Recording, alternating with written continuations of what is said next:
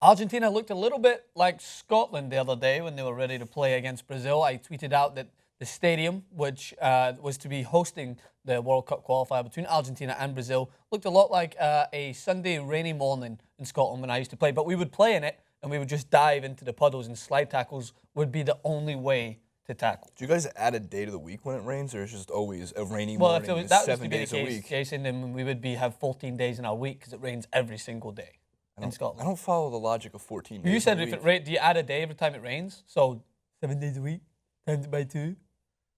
Oh my God. Yeah, I get it Is now. it Monday morning?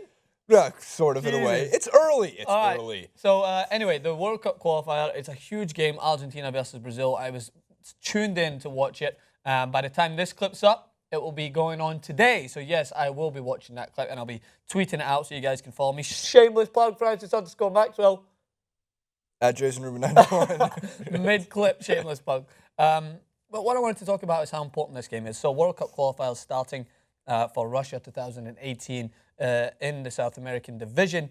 And Argentina versus Brazil is a game that happens every obviously qualifying stage, and it never loses its teeth because both of these teams are vastly considered the best in South America. I know people are going to be coming out and saying Chile just won the Copa America. They are. But historically... But not in South America. But Belgium's the #1 ranked team in the world. Yeah, but they don't play. I know, but it doesn't matter. The #1 team ranked in the world. I love how you pitched in there with a relevant point. Totally relevant. Relevant. Anyway, Argentina without Tevez, Messi, Aguero. They still got Higuain. Yep. And I couldn't name. I should. I was saying, it's not like they don't have they've got the ability to score. And Brazil, correct me if I'm wrong. No, they're not playing. Wait, it's Brazil, Argentina. Thank you. Sorry, I don't know why my brain is totally messed up today. Brazil is Neymar. That's all you need to say at the moment. And that's kind of all. I think that might be all you need. But look, it's. I don't know what Brazil has changed in a year and a half since the World Cup, or almost 2 years. They got rid of Fred. A year since the World Cup. So they got rid of Fred. I know, but are they replacing Fred with younger talent that is looking to shine in 2018? Yeah. So I think under a new managerial approach, they're starting to integrate more of the useful style. But they still have guys who are young, but are also the more experienced young players like Willian, who is barely one of the only above par. He can only score via free kicks. Yeah, he can only score. He can't score anything else. But I mean, he's the only above par, I would say, Chelsea player this season so far. He's actually excelled with Chelsea's demise. But he's Oscar just doesn't look a shadow of himself, but he still is a strong feature in Brazil. And of course, they've still got their strong backline. They still have Thiago Silva, arguably the best defender in the world, back there, who is still going to carry the team forth. But the main point which you talked about, I mean, we can go into how these teams are going to play against each other tactically and analytically or whatever else. But, I mean, Neymar is frighteningly good at the moment. Like, he is unstoppable. There's rumours circulating that PSG are weighing up a massive bid this January. Like, why even waste the ink to put that into a newspaper? Like, it was in a newspaper. Why even waste that ink? Is it Neymar's going to be like, holy shit, like, I'm on the hottest form in my whole career right now. Yep. Mid-December or January, I'm just going to move to Paris. That Neymar's so hot right now. Yeah, he is so hot right now. There's unstoppable. Somebody's trying to get us to play FIFA. I was going to say, just popped up. But he's going to be the deciding factor, I think, in this game. Argentina, as you mentioned there, without Messi, without Aguero, and without Tevez, so it's a very hard job. This might sound like the easiest job in the world to take over Argentina and try and with all these fantastic players, but trying to integrate them all into one system is a little bit difficult because Messi likes to wander. Sometimes you'll see him more on the right-hand side with Argentina because he doesn't take up as much of a central role because Aguero and Tevez are usually in there, but it's a luxury that you like to have. But without them, they have to alter their style. They have to try and find out which way they can try and utilize the best players that they have. Like Higuain, I don't rate him as high as anyone else. We all remember that chance he missed in the World Cup final. But I think that he reminds me a lot of Cavani. Like, he is good. It's a little harsh.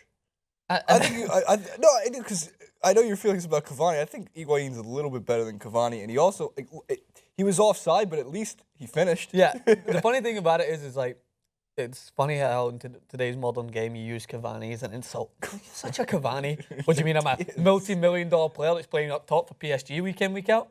Yeah, that's you. You're a Cavani right now. Put the ball at his feet with any drastic moment on the line. That's it. That's the difference. And I rate Cavani. I know people are talking about his previous days in Serie A, and he was very good. But from his stardom at PSG, I've never really seen him step up to an occasion. I've never watched a game and be like, you know what, Cavani changed that game. Whether it be a goal, whether it be an assist, there is some out there. Trust me, the researchers are battering away at the keyboard right now trying to tell me. But it's just not. Look, clutch is a statistic that's not quantified because analytically it does not exist, but it's very obvious when you see those who have a killer instinct. Yeah. And like as you mentioned, you can only be in the right place at the right time so many times in your life without finishing those chances. Yeah.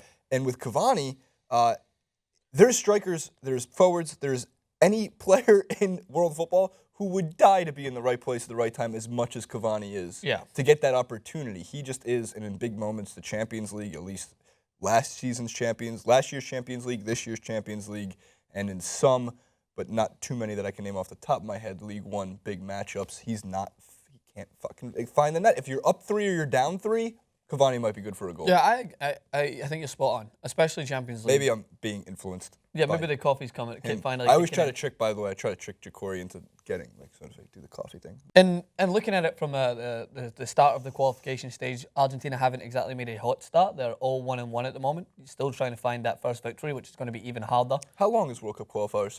It's pretty long. It's like it's obviously if it's starting now before we've even ended 2015, 2018 still to come.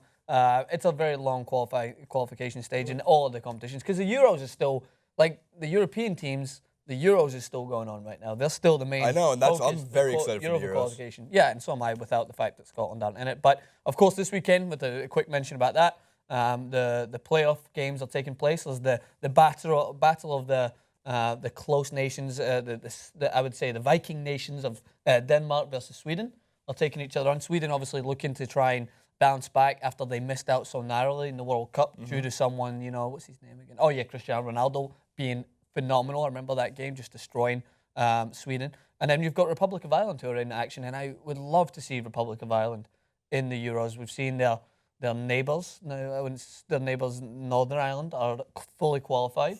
Wales, England, not Scotland! Anyway, so there's a lot of action going on international stage, but we did notice Brazil and Argentina is going to take, for me personally, I mean, I may be just a little bit biased because Scotland aren't in it now, but I'm drawn to this game because it's so much talent on show and it's against the norm of seeing so many of these players. I just wish that Argentina were full throttle so that you could have an accurate representation of who's the better team out of those two at the moment in South America. So the road to Russia firmly underway. I'm sure it'll be a long, windy, cold, racist road. But we'll keep going and see slightly how it homophobic. goes.